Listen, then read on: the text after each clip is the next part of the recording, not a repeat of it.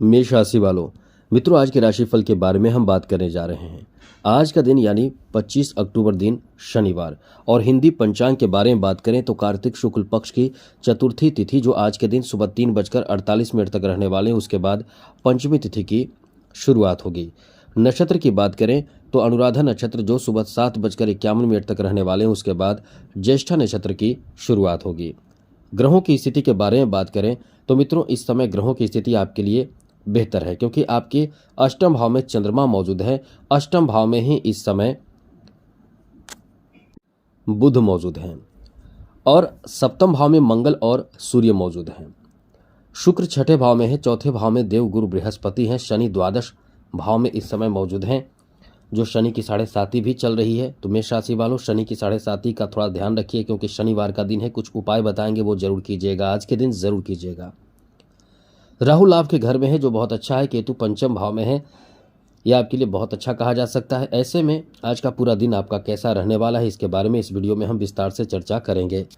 इस वीडियो में बात करेंगे आपके फैमिली के लिए, दाम्पत्य जीवन के लिए, लव लाइफ के लिए, स्वास्थ्य के लिए, शिक्षा के लिए, बिजनेस व्यापार कारोबार के लिए, जॉब के लिए, फाइनेंशियल स्थिति के लिए, कला खेल और राजनीतिक क्षेत्र जुड़े हुए लोगों के लिए। साथ ही बात करेंगे आज के दिन आपको क्या करना चाहिए, क्या नहीं करनी चाहिए, शुभ समय क्या है और अशुभ समय यानी राहु काल का समय क्या है।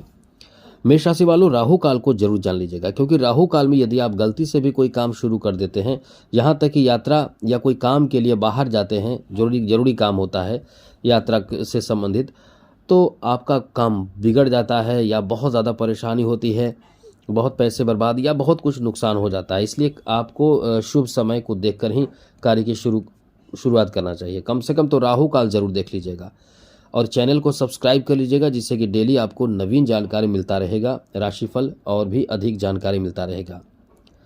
तो चलिए सबसे पहले बात करें आपके पारिवारिक जीवन को लेकर ये समय कैसा रहने वाला है। तो मित्रों, आपके पारिवारिक जीवन को लेकर, फैमिली को लेकर ये समय वैसे तो ठीक ठाक है, कोई बहुत बड़ी परेशानी की बात नहीं है, लेकिन इस समय एक बात है कि आपके द्वितीय यानी फैमिली से संबंधित ग्रह छठे भाव में बैठकर द्वादश भाव पर दृष्टि बनाए हुए हैं।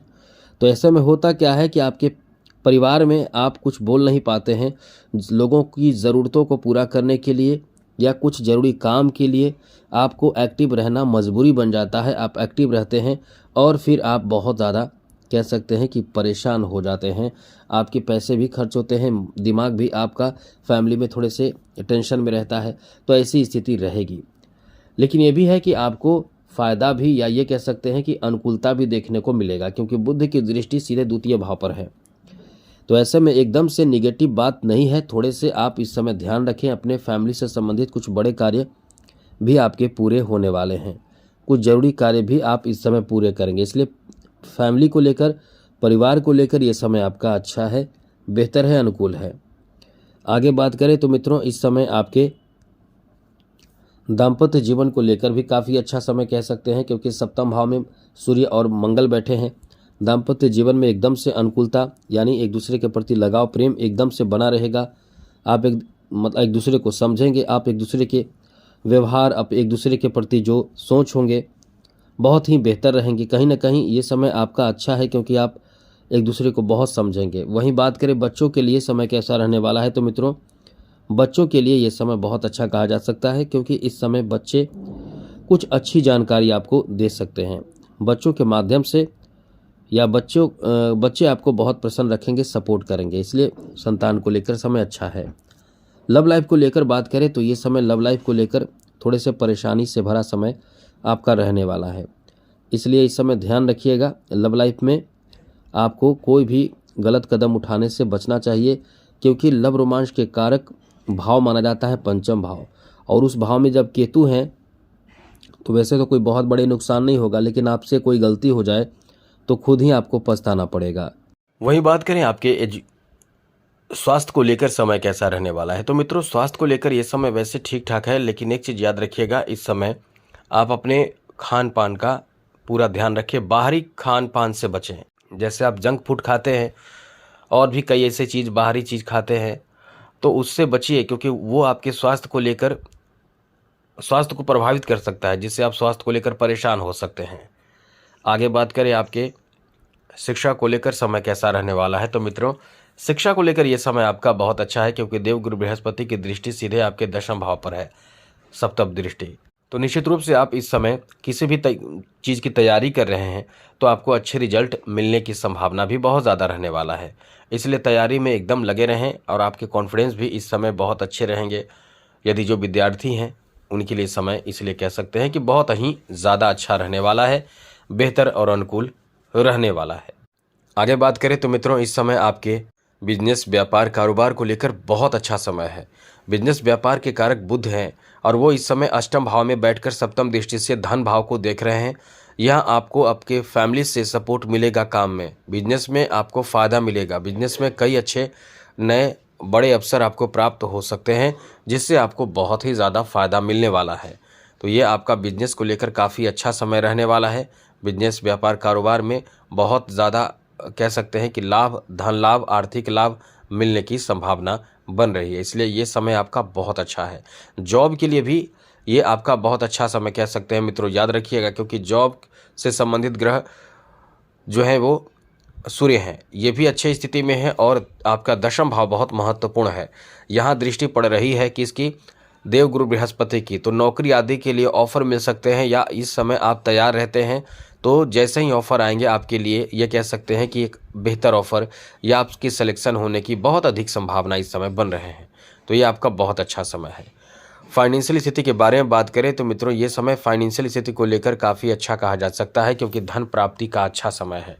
लेकिन यही है कि धन प्राप्ति का अच्छा समय है, बहुत बड़े स्तर पर धन आ सकते हैं, लेकिन धन जाने का भी रास्ता इस समय खुला हुआ है, वो शनि के कारण, क्योंकि शनि की 7.5 चल रही है। तो ऐसे में यदि आप कंट्रोल नहीं करते हैं, धन आप बहुत इनकम होगा, लेकिन यदि आप खर्च बहुत ज़्यादा करते हैं तो मेंटली परेशानी हो सकती है। अब इस पर कंट्रोल आपको करना होगा, खर्चे जितना कम हो उतना ही कोशिश आपको करना चाहिए। आगे बात करें तो मित्रों, इस समय आपके फाइनेंशियल स्थिति के बारे में तो हमने बताया। अब बात करें कला क्षेत्र से जुड़े लोगों के लिए समय कैसा रहने वाला है। कला क्षेत्र से जुड़े लोगों को अच्छा फ़ायदा मिलेगा, इस समय मान सम्मान भी आपको मिलेगा, लेकिन यही है कि लोग आपको यूज करेंगे। कहीं ऐसे जगह पर आप जा सकते हैं जहां आपको मतलब कुछ पता ना हो, ये याद रखिएगा। थोड़े से इस समय सतर्क रहें, ध्यान रखें। खेल जगत से जुड़े लोगों के लिए ये समय बहुत अच्छा है, लेकिन ओवर कॉन्फिडेंस आपको परेशान कर सकता है। राजनीति क्षेत्र जुड़े हुए लोगों के लिए ये समय काफ़ी अच्छा कहा जा सकता है, बेहतर रहने वाला है, साथ लोगों का बहुत मिलेगा। अब बात करें आज के दिन आपको क्या करना चाहिए, क्या नहीं करनी चाहिए, शुभ समय क्या है और अशुभ समय क्या है। तो आज के दिन आपको, क्योंकि शनिवार का दिन है, शनि की दशा चल रहा है आप पर, शनि की 7.5 चल रही है, तो शनि को आप प्रसन्न करें। यदि कोई आसपास में मंदिर हो तो शनि को तेल चढ़ाइए, पैरों पर तेल चढ़ाइए, इससे आपको बहुत लाभ मिलेगा। घर में शिव जी मतलब शिवलिंग आसपास में कहीं दिख रहा हो तो वहां जाकर आप शिव जी को जलाभिषेक करें, थोड़ा सा गुड़ डालकर जल में, इससे शनि की 7.5 में राहत मिलती है। शुभ समय में अभिजीत मुहूर्त का समय सुबह 11:48 से 12:33 के बीच है। अमृत काल का समय ये तो बहुत ही रात्रि में है, मतलब 12:53 AM से लेकर 2:41 AM के बीच। वहीं अशुभ समय यानी राहु काल की बात करें तो ये सुबह 9:21 से 10:46 के बीच राहु काल का समय रहने वाला है। राहु काल में भूल कर भी किसी भी नए काम की शुरुआत आपको नहीं करनी चाहिए। तो आज के लिए इतना ही। चैनल सब्सक्राइब रखिएगा, जिससे कि डेली नवीन जानकारी आपको मिलता रहेगा। जय माता दी, राधे कृष्णा, ओम नमः शिवाय।